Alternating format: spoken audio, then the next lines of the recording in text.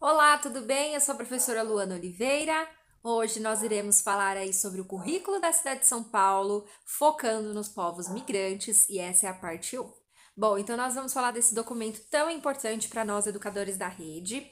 É um documento novo aí, lançado em 2021, que traz a importância de debater sobre essas questões de diferentes povos, culturas, nacionalidades, etnias, raças, crenças, entre tantas outras características aí que nos diferenciam enquanto indivíduos, mas que é extremamente importante ser debatido, principalmente nos espaços de educação e ainda mais pensando aí em espaços coletivos, onde nós temos que lidar com diferentes pessoas, diferentes características, individualidades. Então aí é um tema bem rico, bem amplo e que merece sim uma atenção diferenciada.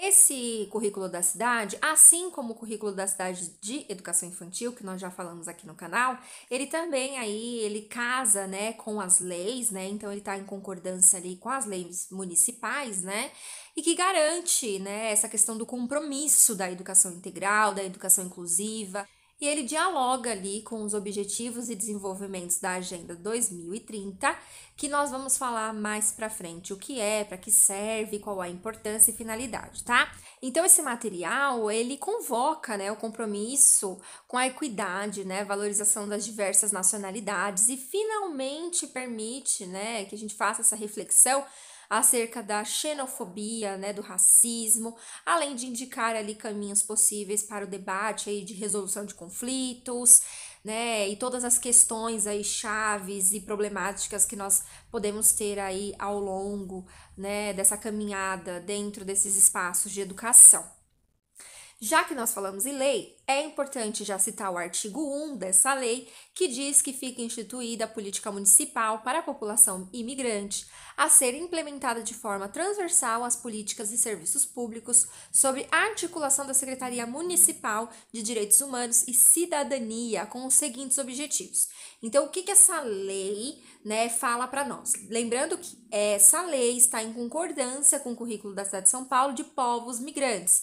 Então, dentro esse conteúdo todo foi preparado a partir dessa lei, né? Então, o que ela fala para nós? Ela fala ali que é importante ali garantir ao imigrante o acesso a direitos sociais, promover o respeito à diversidade, à interculturalidade, impedir as violações de direitos, né? Participação social e desenvolver ações coordenadas, né, com a sociedade civil. Lá no artigo 2, ele vai falar que são princípios da política municipal para a população imigrante a igualdade de direitos e de oportunidades, observando aí as necessidades específicas de cada imigrante, né? Promoção de regularização da situação da população imigrante, então documentação, a situação cadastral dessas pessoas, universalidade, indivisibilidade e interdependência dos direitos humanos dos imigrantes, combate à xenofobia, ao racismo, ao preconceito e quaisquer formas de discriminação, promoção de direitos sociais dos imigrantes por meio de acesso universalizados aos serviços públicos nos termos da legislação municipal e fomento também à convivência familiar e comunitária. Lá na Resolução 217-A da Assembleia Geral das Nações Unidas, de 10 de dezembro de 1948, ele fala para nós que todos os seres humanos nascem livres e iguais em dignidade e direitos.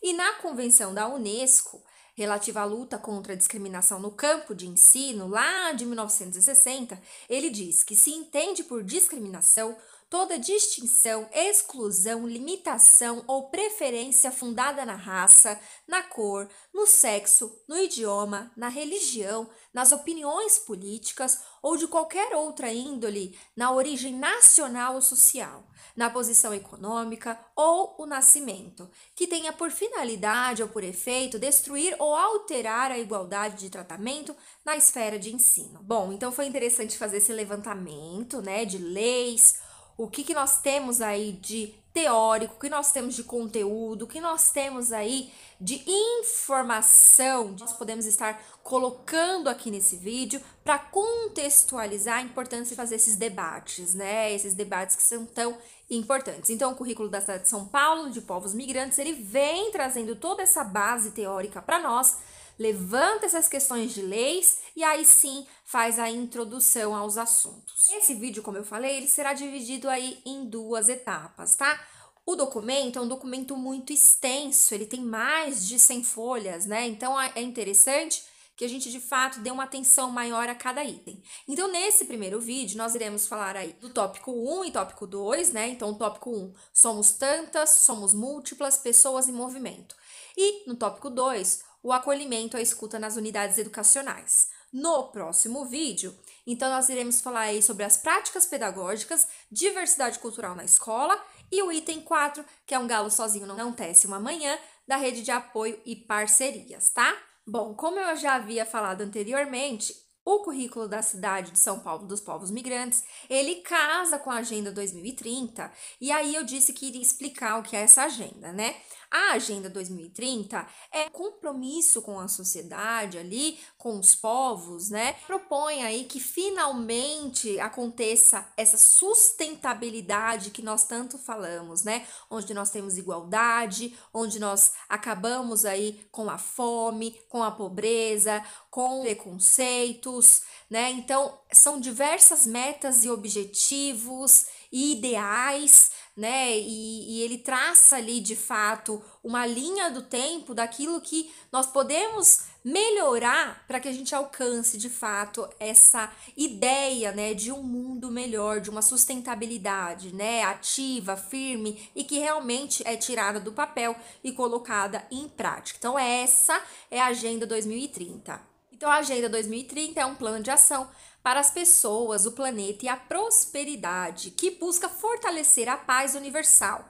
O plano indica 17 Objetivos de Desenvolvimento Sustentável, os ODS, e 169 metas para erradicar a pobreza e promover uma vida digna para todos dentro dos limites do planeta, tá? Então, aí eu coloquei uma imagem que deixa um pouco mais claro a nossa visualização do que é essa agenda, e aí nós temos, né, ela foca nas pessoas, né, foca na prosperidade, na paz, as parcerias, o planeta, e tudo isso está dentro do desenvolvimento sustentável. Lembrando que a sustentabilidade é um dos tópicos importantíssimos que estejam ali dentro do cotidiano das crianças de educação infantil, né? É através da sustentabilidade que nós podemos criar uma sociedade mais justa, igualitária, né? Onde todos têm deveres, têm direitos, pessoas pensantes, onde nós podemos, de fato, ali formar pessoas atuantes, crianças que serão adultos atuantes em sociedade, que sabem se posicionar, sabem falar, sabem pesquisar, sabem colocar as suas opiniões, né? Então, a sustentabilidade é um tópico importantíssimo, né? Ele precisa estar presente dentro dos espaços de educação infantil. E aí, finalmente, nós chegamos na parte 1, somos tantas, somos múltiplas pessoas em movimento, né? E aí, de fato, nós já começamos a estudar, né, como que essas pessoas se movimentam de um lugar para o outro, né? O que faz com que esses povos migrantes saiam, né, dos seus lares, das suas terras, abandonem as suas línguas maternas, iam para outros lugares, né, lugares desconhecidos, com pessoas que nunca viram, uma língua diferente, uma cultura diferente, músicas diferentes, dificuldades diferentes, né? Então, o que causa, né? O que faz com que essas pessoas saiam dessa zona de conforto, né? E aí tem um trecho bem interessante do currículo que fala o seguinte: que nem sempre essa mobilidade, né, essa coisa de você sair de um lugar para o outro é uma escolha da pessoa, né? Embora a experiência migratória seja única para cada pessoa e haja diferenças, né, entre a minha situação, a sua situação, cada pessoa ali, cada migrante, né, eles almejam algo diferente, eles se deslocam, né, por algo diferente. E muitas vezes esse deslocamento acontece de forma forçada, né? É importante a gente ter essa ideia, né? A gente ter essa noção de que cada pessoa, ela carrega a sua bagagem, a sua história, e não significa que todas as pessoas que vão vir de outros países para cá são pessoas refugiadas, são pessoas que estão passando necessidade, estão fugindo de guerra. Não, cada um tem o seu contexto, tem a sua história de vida, tem o motivo pelo qual decidiu sair, né, do seu aconchego, do seu lugar, para poder se movimentar para algo novo. E é importante a gente ter essa sensibilidade discuta, né, essa sensibilidade de entender que cada pessoa é única, que cada família tem a sua estrutura e nós devemos estar aí abertos, respeitando os direitos, né, de cada um, sabendo que cada indivíduo pertencente no mundo tem direitos e deveres e tem aí direito a essa humanidade, tem direito aí a ser acolhido e respeitado. E aí eu tirei um trechinho do currículo que diz o seguinte, que a migração versa sobre o movimento, né? Então, quem migra sai de um lugar para o outro com um objetivo, né? De por lá permanecer por mais ou menos tempo, tá? Então, migração é quando eu me desloco de um lugar para o outro e eu tenho uma intencionalidade de permanecer naquele lugar. Pode ser por muito tempo ou criar de fato ali raízes, tá? E as pessoas que migram sem ultrapassar uma fronteira, ou seja, nacionalmente, dentro de um mesmo país, são chamadas de migrantes e aí pensando no exemplo claro disso, desses migrantes internos, nós temos aí aqui em São Paulo, nós temos muitos nordestinos, né? Pessoas que vêm do nordeste do país, pessoas que vêm do sul do país, nós temos pessoas que vêm de diversos tipos de lugares do país e se concentram aqui em São Paulo ou em outros estados a fim, né, de buscar algo melhor, novas oportunidades, coisas que não tinham nas suas cidades, né? Então, essas pessoas que não ultrapassam fronteira, elas estão dentro do mesmo país, porém se deslocam de cidades e cidades, elas são chamadas aí de migrantes internos, tá? E aí as pessoas que ultrapassam, né, de fato, essa barreira, né, dos países, aí são chamadas de migrantes internacionais, né? Então, nesse caso, migrar significa cruzar fronteiras entre países. E aí, dentro de tudo isso, nasce um termo muito comum, né, para os nossos ouvidos, né, que é o termo refugiado, né? Então, ele diz para nós que refugiado é aquela pessoa que, por medo de ser perseguida, por causa de sua raça, religião, nacionalidade, opinião pública ou pertencimento a um grupo social, se vê forçado aí a deixar a sua casa e o seu país de origem, né? No Brasil, nós temos a lei brasileira aí de refúgio, né? Lá de 97, que também considera como refugiado aquela pessoa que, devido a uma situação grave e generalizada de violação de direitos humanos, tem que deixar o seu país de origem. Bom, e aí, independente de qualquer contexto desses, né, que nós falamos, é interessante a gente entender que a pessoa migrante, independente da sua condição, né, o que aconteceu para ela chegar até aqui, ela tem os seus direitos garantidos por lei. Esse quadradinho nós temos a Declaração Universal dos Direitos Humanos, que diz que todo ser humano tem direito de ser em todos os lugares, reconhecido como pessoa pertencente à lei, tá? E aí nós chegamos na parte negativa de ser migrante, né? Porque, na verdade, 90% é muito complicado, né? Você sair de um lugar e ir para outro que você não conhece. Então, o currículo da cidade, ele diz para nós que as pessoas que migram, elas enfrentam diferentes impasses, né, ao chegar a um país diferente, né? Então, existe a diferença de religião, existe a diferença de língua, de costumes, de leis, né, reconhecimento de documentos, o acesso ao mercado de trabalho, ao sistema de saúde, à educação, mas também pode se deparar com diferentes formas de violência, né? Então nós entramos aí no caso da xenofobia, né, do racismo, da hostilidade, e tudo isso é crime, né? E é um crime muito pesado. Essa discriminação fere, né? Essa discriminação, ela atinge, ela machuca, né? E isso não pode ser reproduzido de forma alguma dentro dos espaços de educação, né? E é papel, então, da escola garantir essa igualdade entre as pessoas, né? E a partir da promulgação da Constituição Federal lá de 88, a garantia do direito universal à educação é para todos e todas, tá? Incluindo os migrantes, que estejam documentados ou que não tenham documentação, tá? E aí foi afirmada exaustivamente em diferentes documentos legais, dentre eles o Estatuto da Criança e do Adolescente, que é o ECA, a Lei de Diretrizes e Bases da Educação, que é a LDB, lá de 96, e os compromissos internacionais aí firmados pelos países, né, como a Convenção sobre os Direitos da Criança. Então, em todos esses documentos, ele vem e relembra diversas vezes, incansavelmente, o direito do migrante de ter acesso à educação. Aí, a partir de 2020, passa a contar também o Plano Municipal de Políticas para Imigrantes, composto por 80 ações a serem cumpridas pelo poder público até 2024, tá? Um dos eixos dele, do plano, trata o acesso à educação integral ao ensino da língua portuguesa, tá? Para imigrantes. Eu coloquei para vocês em amarelinho a legislação dos documentos legais importantes para que esse direito ao acesso e a permanência, a conclusão, eles aconteçam, tá? Então, nós temos a Constituição Federal, a Lei de Imigração, a Lei Brasileira de Refúgio,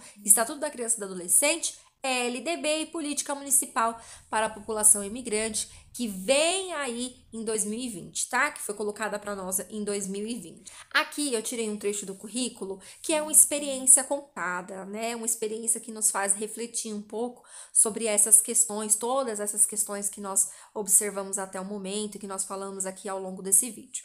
Então eu vou ler para vocês. É Verônica Quispe. Sou dentista com 35 anos. Pertenço à comunidade boliviana e nasci na cidade de La Paz. Vim muito criança para cá, com quase 8 anos. Acho que vim numa imigração parecida com as demais, que é movida pelas questões econômicas, mas com uma diferença, de que quem tomou a decisão de migrar naquela época foram meus pais.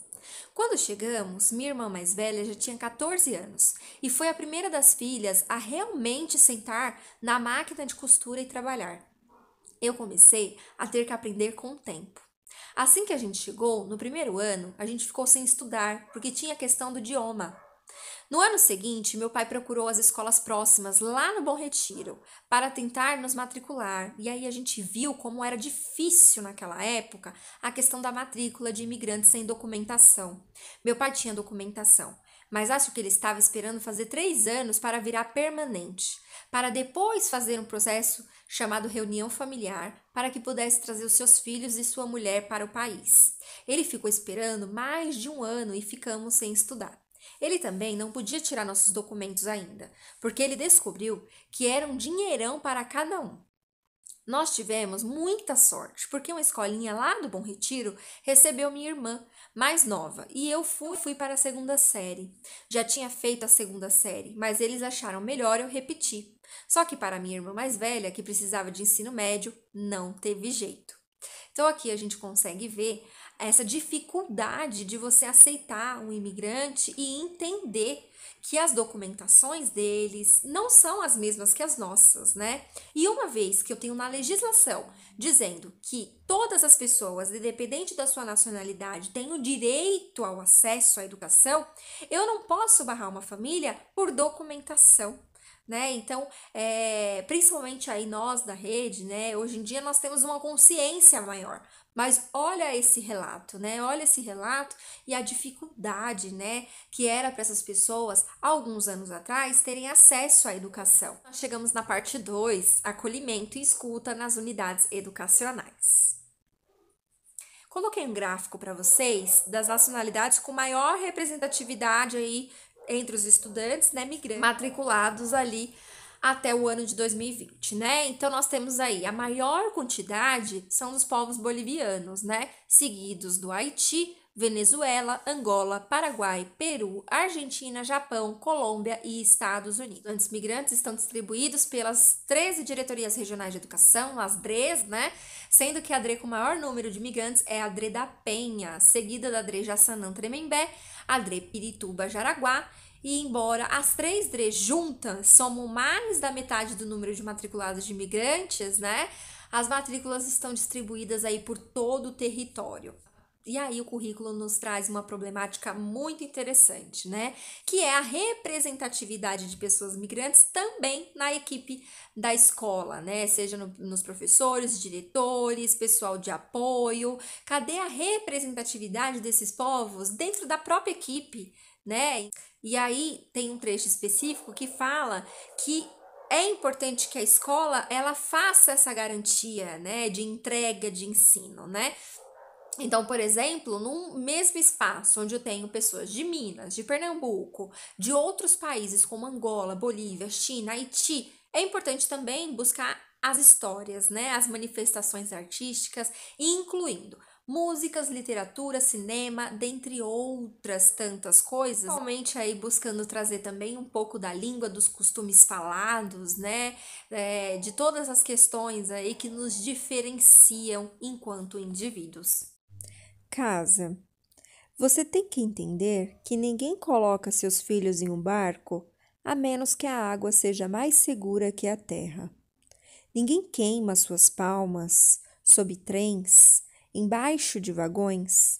Ninguém gasta dias e noites no estômago de um caminhão, se alimentando de jornais a menos que os quilômetros viajados signifiquem algo a mais do que uma jornada. Os vão embora negros, refugiados, imigrantes sujos, requerentes de asilo, sugando nosso país até secá-lo. Escorrem pelas suas costas, talvez porque o golpe é mais leve do que um membro decepado.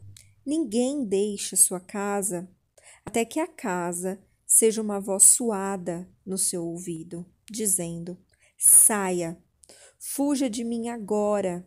Eu não sei o que eu me tornei, mas eu sei que qualquer lugar é mais seguro que aqui. Bom, eu espero que vocês tenham gostado. Essa foi a parte 1, nós focamos ali nos 2 primeiros capítulos. No próximo vídeo, nós iremos focar aí nos outros 2 e fazer a finalização do currículo da Cidade de Povos Migrantes. Eu espero que tenha contribuído. Um grande abraço, até a próxima!